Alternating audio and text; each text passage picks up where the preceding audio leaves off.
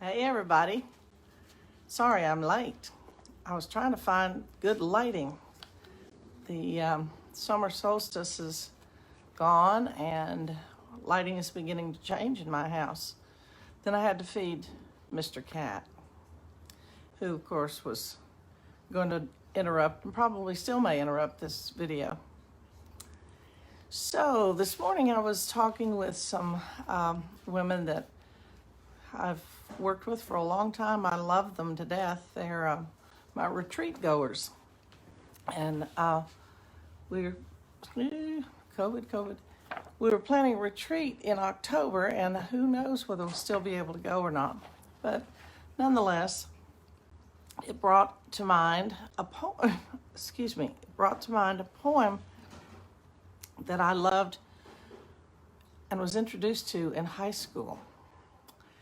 So all of you who are my high school friends will remember this and thank Mr. von Rosenberg for being such an exceptional high school English teacher that we all complained about initially because he made us work, but we grew to absolutely love him. So, happy 4th of July. Happy birthday to America. And this poem comes from an American poet, Carl Sandburg. And it's called 4 Preludes on Playthings in the Wind, also known as The Past is a Bucket of Ashes. The woman named Tomorrow sits with a hairpin in her teeth and takes her time, and does her hair the way she wants it, and fastens at last the last braid and coil, and puts the hairpin where it belongs, and turns and draws. Well, what of it? My grandmother yesterday is gone. What of it?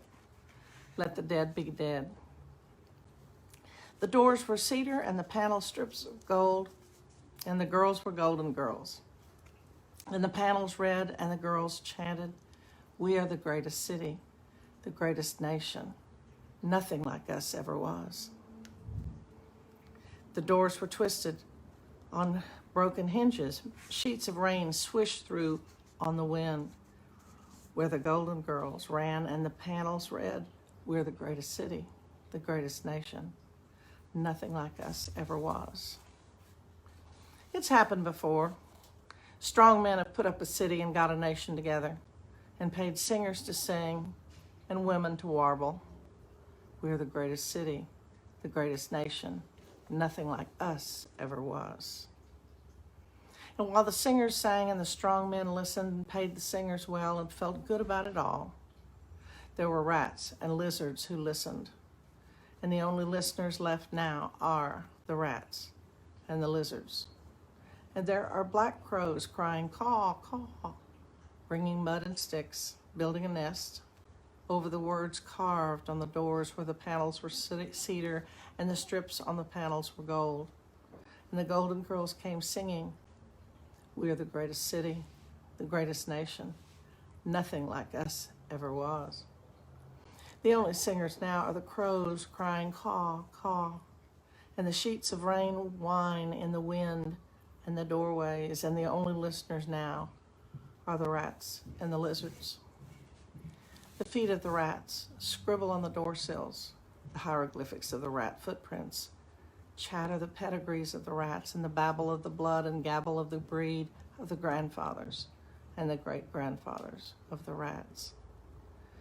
And the wind shifts, and the dust on the door sill shifts, and even the writing of the rat footprints tell us nothing at all, about the greatest city, the greatest nation, where the strong men listened and the women warbled. Nothing like us ever was. Now, that was many years ago that I first heard this poem, and it knocked me between the eyes. You see, I grew up, like many of you, in post-World War II America, where as a brand new young nation, we're only 244 years old, brand new young nation, came out of World War II the wealthiest, the strongest, because we had the worst bomb. But nonetheless, we were the wealthiest, the strongest. It went from this rural America earlier to this industrial leader. And during that time, life began to be easy. Now, in the 50s, people had washing machines. It looked like beaver cleaver, if you happen to be white. And then the turmoil hit in the 60s, where we began to see, there's a double life here in our country. And so you see, when I read that poem for the first time, I thought, we are the greatest city, the greatest nation. Nothing like us ever was. Surely my country can't die. Surely my country can't disappear like the Romans, like the Incas, like the Mayan. It never occurred to me. And today, we're coming on our birthday as a nation.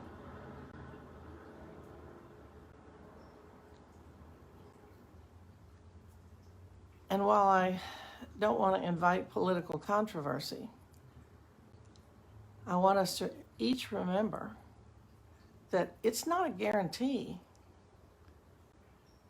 that this country will always survive. We're in a position in the world today that we've never been in before. So I hope you take this poem to heart, and I hope you take this founding of our nation to really take a look at what are the really wonderful things about it. This is an experiment in democracy. That's what it was set out to be. And that's not what a lot of people experience in the United States of America in 2020. What do we really value?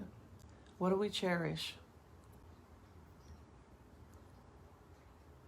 Take a look at pull out the Declaration of Independence. Be glad I didn't read that to you, okay? I'm an old history teacher, so I could have done that, so count your blessings. Pull out the Declaration of Independence. Read it. Pretend you were sitting there in 1776. Did it speak for you? Does it speak for you in 1776, 1976, 2006, 2016, and 2020? And take a look at our Constitution. Does it speak for you? Do you still believe in it? This may be a bit of a downer, but there's a whole lot of fireworks that are going on in our country. And we need to ask ourselves, am I going to vote in November?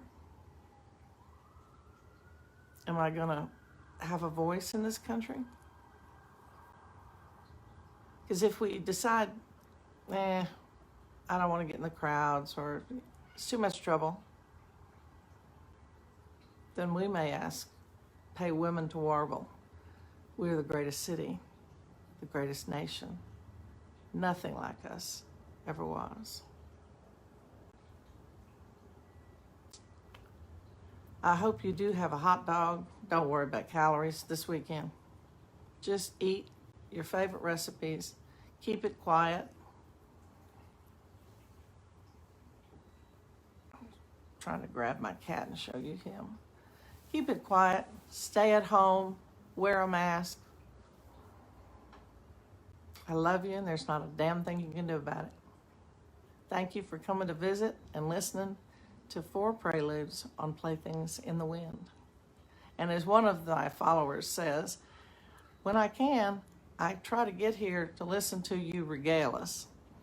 I laughed at that. Take care and love your families.